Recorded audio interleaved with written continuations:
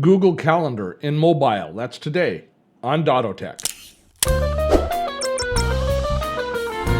Steve Dotto here. How the heck you doing this fine day? At dottotech, we make technology easy so you can do more. More what? Geocaching. There's an idea. I mean, think about it. Geocaching gets you outside with exercise, it's fun, and it's educational. You could do worse. Before we begin talking about Google Calendar in mobile, I do have one favor to ask, and that is please subscribe to our channel. And while you're at it, please ring the notification bell. That way we can let you know about all of our upcoming videos and tutorials. We're going to be talking about Google Calendar today, but not Google Calendar on the desktop. We're going to be talking about the app version of Google Calendar. And this is very important because for our calendar to be useful, it has to be with us all the time when we need to know what we're doing, A, and B, so we can schedule things when we have the opportunity or the need to schedule things. So the integration with our smartphone is of prime importance. Now, Google has released an app for their smartphones, which I think does a pretty darn good job of both making all of your information readily accessible, but also facilitating you importing and inputting new information. Now, the key to the Google Calendar app is the fact that it allows you to actually use multiple calendars at the same time, because none of us just live by a single calendar. In fact, if you don't have more than one calendar, I question your sanity, because you shouldn't try and keep all of your stuff in one massive calendar. I think it's a good idea to have a work calendar and a personal calendar, and perhaps even one or two or three other calendars, maybe shared calendars with family members. Now, that's a bad idea if you have to open up each of those calendars individually to look for stuff. But if they're all combined within an interface like you have in Google Calendar, where you can show all of your calendars at one, but then remove the ones that you don't want when you want a little more clarity, then you're off to the races. You're in really good shape. So when we open Google Calendar in our smartphone, if we tap on the little bars on the left-hand side, that's left, there we go, left-hand side, you'll see there the pop-out that gives you control over how you view your calendars. And the important thing to see down in the bottom part here is, just like we've shown you in our previous versions of when we've talked about Google Calendar on the desktop, you can have access to all of the calendars that you're subscribed to, and you can turn them on and off so you can see all of your appointments in each of those calendars. This to me is an essential feature that you have to have in any mobile calendar app. You have to be able to access all of your information wherever you are and whenever you are, and Google Calendar facilitates this. Another big key that Google Calendar does is it allows us to order the information in a way that's quite usable. Now, for example, if I choose a month at a view glance in Google Calendar on my smartphone, it is just a hot mess. There are so many appointments in there, and I've only got a couple of calendars selected, but there's just way too much going on. I can't make heads nor tails out of it, and in many cases, there are too many events in a day for me to see exactly what I have happening that day. So being able to go at a week at a glance or 3 days at a glance is a far more efficient way to organize your information. But I don't really like using any of these views.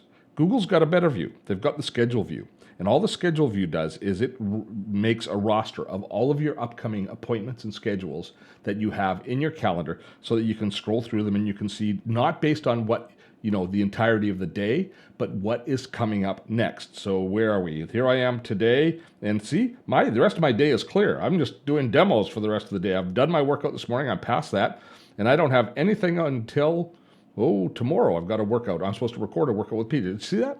I've got a nice clean view of my upcoming obligations. So this is, I think, one of the nicest ways to use the mobile version of Google Calendar. Now they've done some other things because it's part of the whole Google ecosystem. It integrates with Google Maps and with all of your other Google documents or your other Google account information, such as contacts, so that it makes it really easy for you to populate information, but it also gives you a nice representation of what's happening. So for example, if we scroll here a little bit later in the week, I'm supposed to be going out to dinner on Friday night. If I tap on the dinner, you can see that it's actually got the location of the dinner. And because it's got the map location of the dinner and it's an establishment, it's pulled from Google an image that represents that establishment. Often it's going to be a picture of the front of the place or a logo or something like that. But since we're thinking of going to the Keg for dinner, it's got a nice lobster there. I'd rather add steak, but it's nevertheless, it's got a lobster there. And very cool, if I just tap on the location, it integrates with Google Maps and it automatically launches a map so that I can get directions if I need to go, or if I have to phone them to let them know we're going to be a few minutes late for our reservation, I can just, with a single tap, do that. So this is where the nice integration with the rest of the Google ecosystem comes in. For me, that's a real bonus. And I just like being able to look at my map information that way, my calendar information that way. I like the graphic representation. It works for me, doesn't it? It works for you too, I imagine. Now, the business end is, of course, making sure that you go to all of your appointments and you're alerted of your appointments and you stay on task. But also very important is the ability to be able to input new obligations and new appointments when they come up. And for that, we hit the little plus button at the bottom, and that launches basically 3 options in Google Calendar in the mobile version. And I got to tell you, I'm not such a big fan of the goal item. Now, they've added this to it, I guess, so that people can do self-improvement. I don't know. But they allow us within our calendar to set a goal. And then what will happen is you go through and you say, I want to make an exercise goal. And you tell it how often you want to exercise. And then what it'll do is it'll look for holes in your schedule to put in exercise. Well, I don't really want Google to decide when I want to work out. I want to decide when I want to work out. I will set my own goals. Thank you very much, Mr. or Mrs. Google.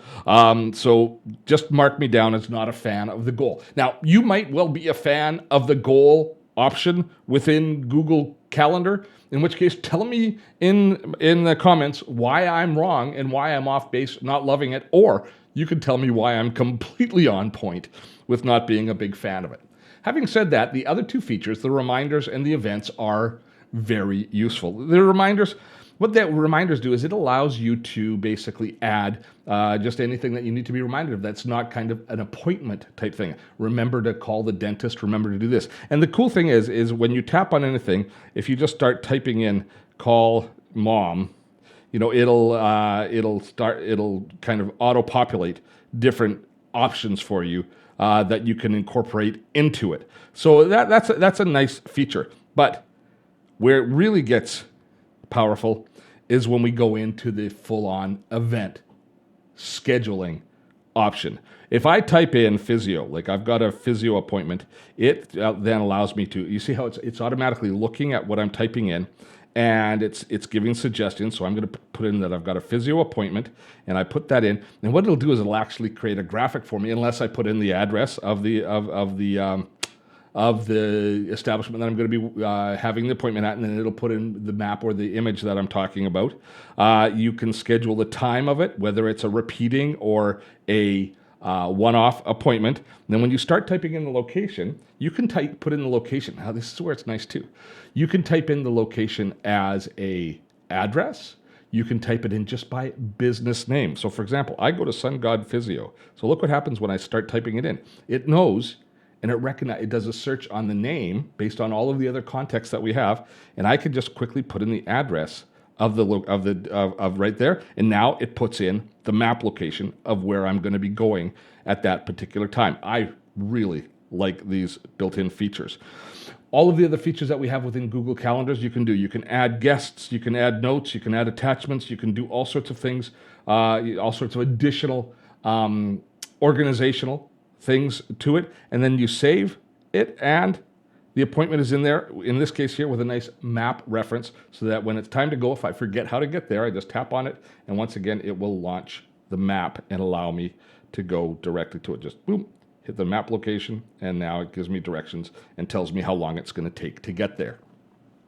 You know, there is no perfect calendar option that we're going to find out there. There's always going to be warts on each and every one of them. They're all going to have some idiosyncrasies. But it's well worth mastering a single calendar app and making sure that you use it to its fullest potential. And I personally don't think that there's a better kind of multi-purpose calendar that covers off all aspects than Google Calendar. And the mobile app is just another tool in that arsenal. Well, that's all the time I have today. I hope you found today's video to be useful. And I do have one favor to ask. If you haven't, please remember, subscribe to our channel and ring the notification bell. Plus, if you have any comments or suggestions, I always want to hear from you in our comments below. Till next time, I'm Steve Dotto. Have fun storming a castle.